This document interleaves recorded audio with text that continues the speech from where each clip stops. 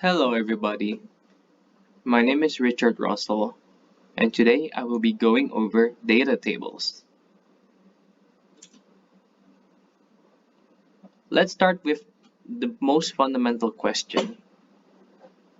What is a data table? In short, a data table is a table that shows a range of outputs given a set of different inputs. What this means is that if you have a model or a specific formula with its own variables, a data table will show you the different possible outputs if you give those variables a certain value. A data table is an extremely important tool to have in your Excel toolkit, as it is commonly used in financial modeling. Now, here is a basic example of a data table. Let's say we have a simple model, which is this equation for x plus y, where the two variables are x and y. Now let's assume the value of x is 10, while the value of y is 5. And we plug those values into our equation, the answer will be 45. With a data table, we can see the answer for other values of x and y, all in one neat schedule. Now, why are data tables important? Well, the first reason is that it allows the user who is working on the Excel spreadsheet to easily see the outcome of a decision given a range of variables. We can say that the data table will provide a bird's eye view on the range of outputs, and you can easily see the difference in outputs based on how optimistic or pessimistic the data input is.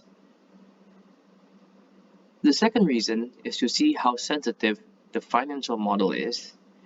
Now, don't worry about the keyword sensitivity analysis. Just know that conducting a sensitivity analysis is important because it helps decision analysts to better understand the uncertainties involved in the model.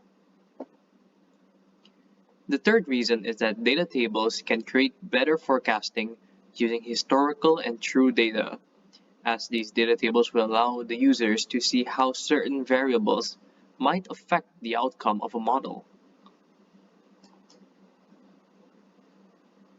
Here are 3 real-life examples on when data tables are used in finance and accounting. First, data tables can be used in making share price predictions of a publicly traded company. Another scenario where data tables are used in is assessing how interest rates affect bond prices. Lastly, data tables can be used as part of the discounted cash flow or DCF valuation to estimate the value of a company.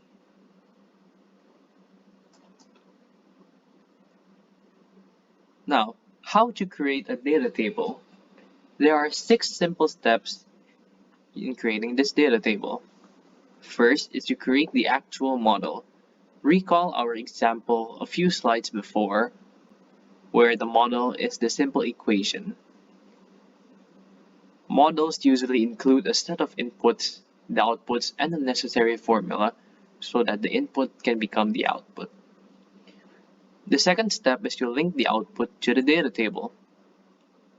The third step is to enter the input values to the row and/or columns of the table, depending on how many variables you are trying to use. Now, this is an important part to note. Data tables can only handle either one variable or 2 variable changes. The fourth step is to highlight the table and access the data table functions. The fifth step is to link the cell of the initial input values to the appropriate row and columns. Once this function is done, the data table will be generated. The last step is to format the data table and make it more presentable. Now, let's go straight to an example using this 6th step and create our own data table.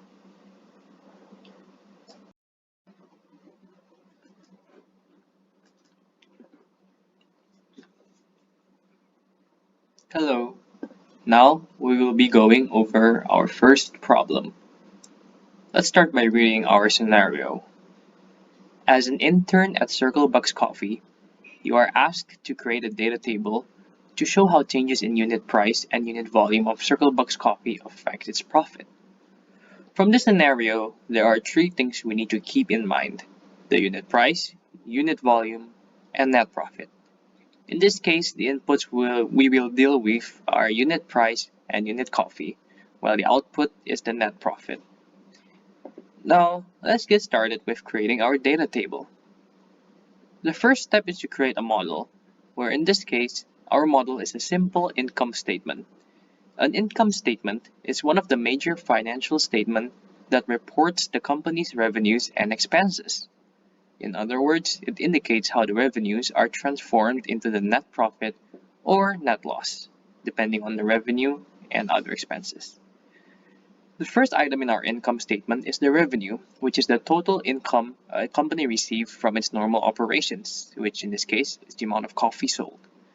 So the formula for revenue is unit price multiplied by unit volume. We can easily create an Excel formula by pressing the equal sign over here and then linking the unit price cell, clicking Shift 8 for multiply, and then a unit volume cell.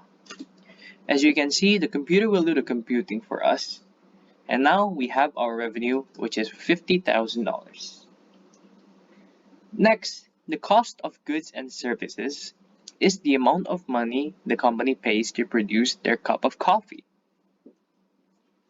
Let us assume that the cost of goods and services is $17,500. From the revenue and cost of goods and services, we can find the gross profit, which is essentially the revenue subtracted by the cost of goods and services.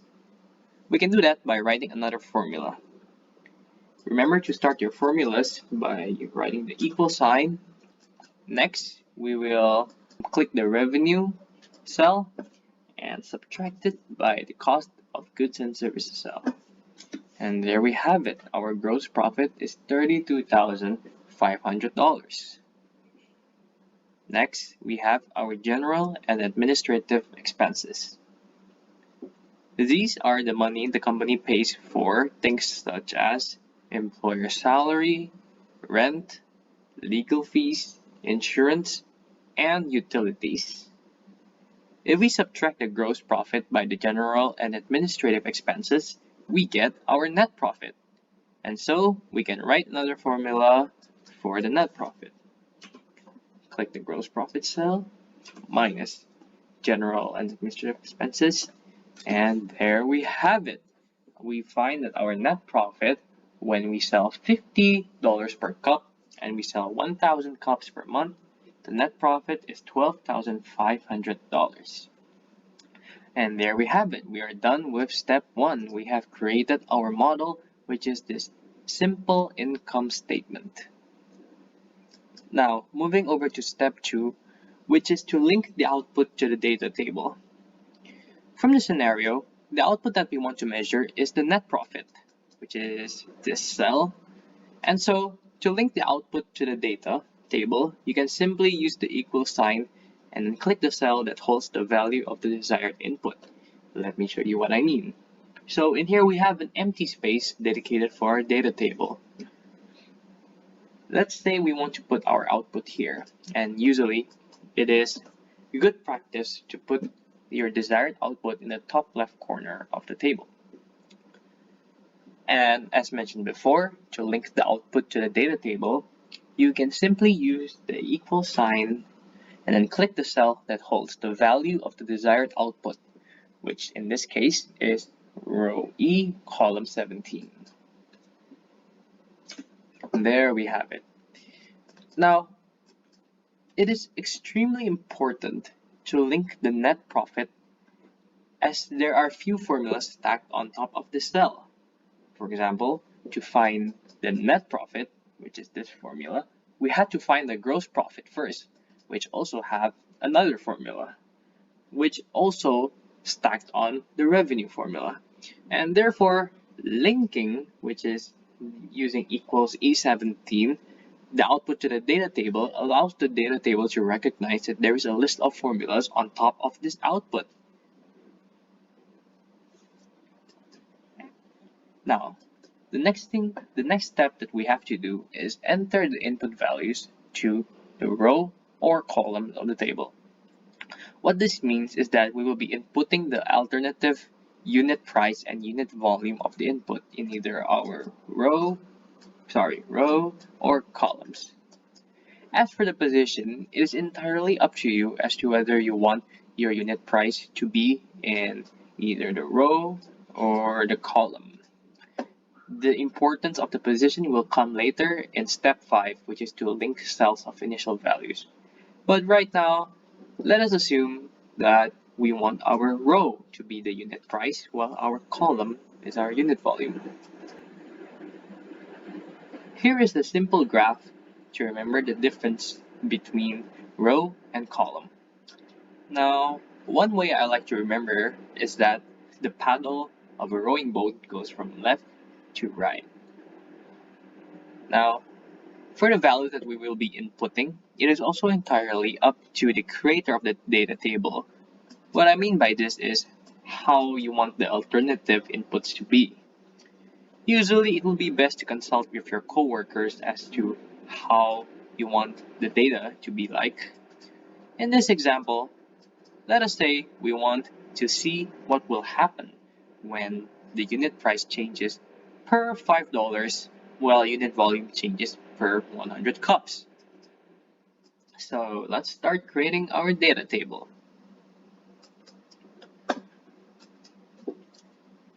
Now, most of the times, it is good practice to place the initial values here in the middle of the row or column.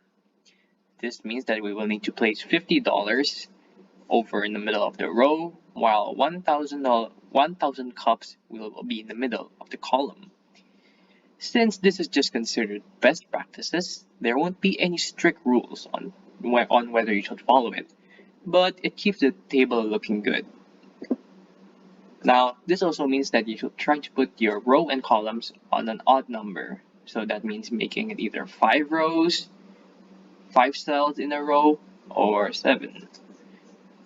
In this case, let's make 7 cells in a row and 7 cells in the columns. 1, 2, 3, 4, 5, 6, 7, which means this is the middle of the row, and let's put $50.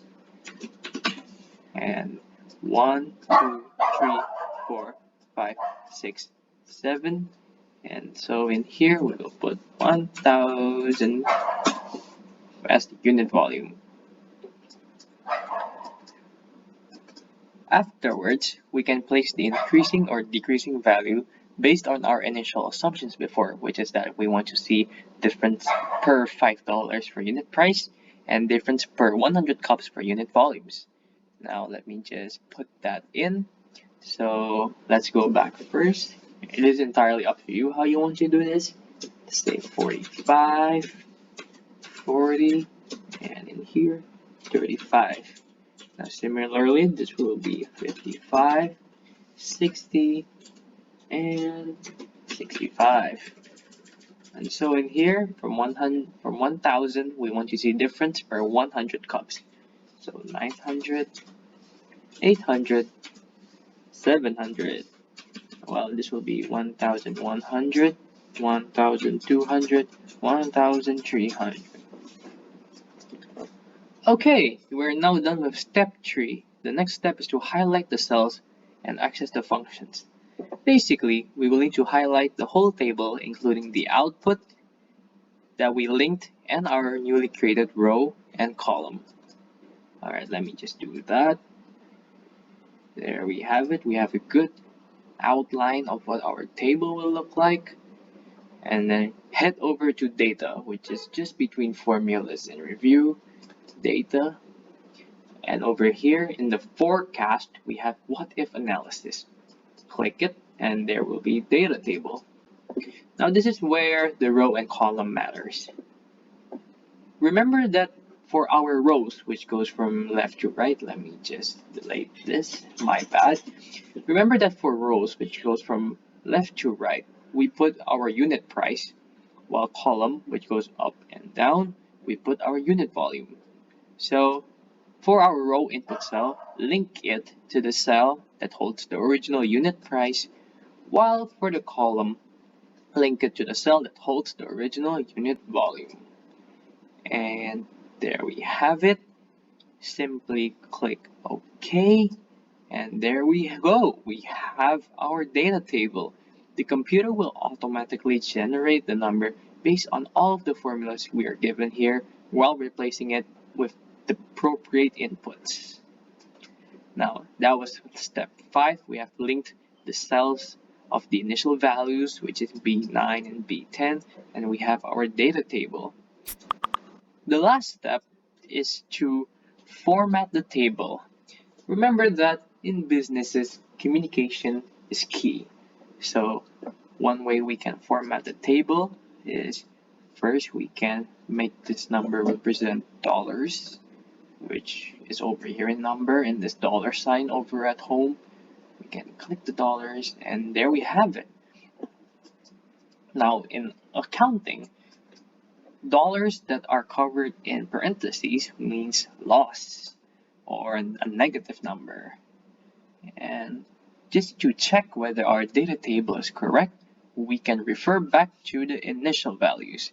Remember that our initial values is in the middle of the row and column so that it's easy to find.